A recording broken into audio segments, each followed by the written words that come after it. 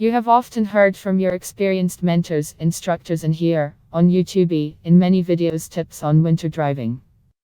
But I want to tell you about the circumstances for which you are unlikely to have received detailed explanations. For example, why a track that is barely visible on the road is dangerous. For example, on such a road. And how can you achieve rhythmic drift here? For example, we are moving on a slippery road, on which there is a barely discernible track. Its depth may be completely insignificant.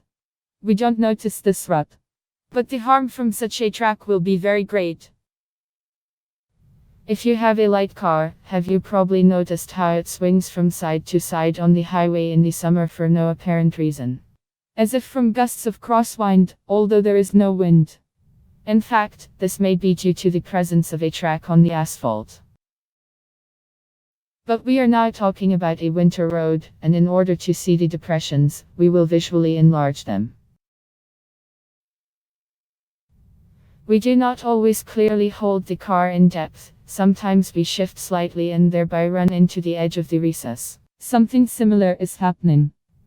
But the car cannot stay indefinitely on the edge of the recess, and at some point the wheels slip back into the depths against our will. But they don't slide off at the same time. Some access a little earlier. Front axle wheels or rear wheels.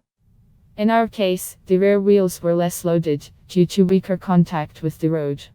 The rear wheels fell into the depth earlier than the front wheels. On the road it looks like this. The car barely turns noticeably. What does the driver do when he feels the turn of the car? Tries to level the car, turns the steering wheel.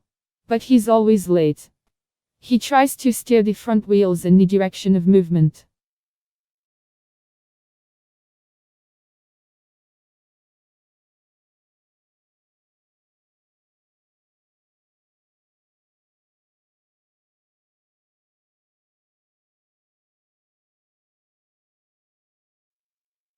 Moreover, the same thing can happen on such a track.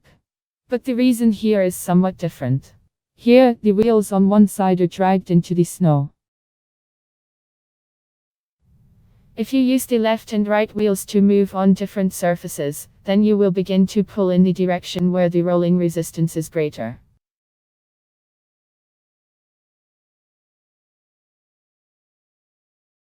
Looking at all this advice, try to keep the left and right wheels on the same surface. Unless absolutely necessary, do not drive the wheels of one side into the snow porridge. In the event that such a need arises, be prepared for inappropriate behavior of the car. The most optimal thing is to reduce the speed.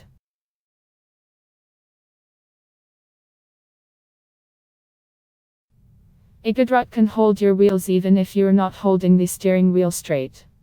But it won't be endless. She will throw you out at the most inopportune moment.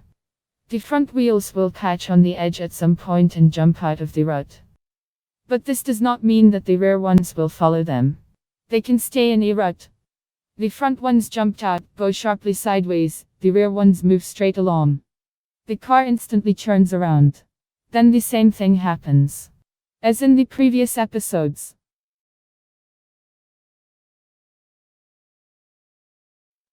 Let's go back to the slightly distinguishable rut. In this case, the driver did not just drive off the rut, left the left wheels on the snow-covered lane, left the right ones on the asphalt, but also sharply pressed the brake, which provoked the first skid, and then got a rhythmic skid.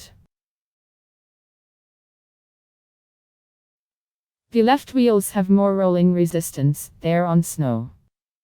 The right wheels are on asphalt, rolling resistance is less. Therefore, the car throws in the direction of greater resistance.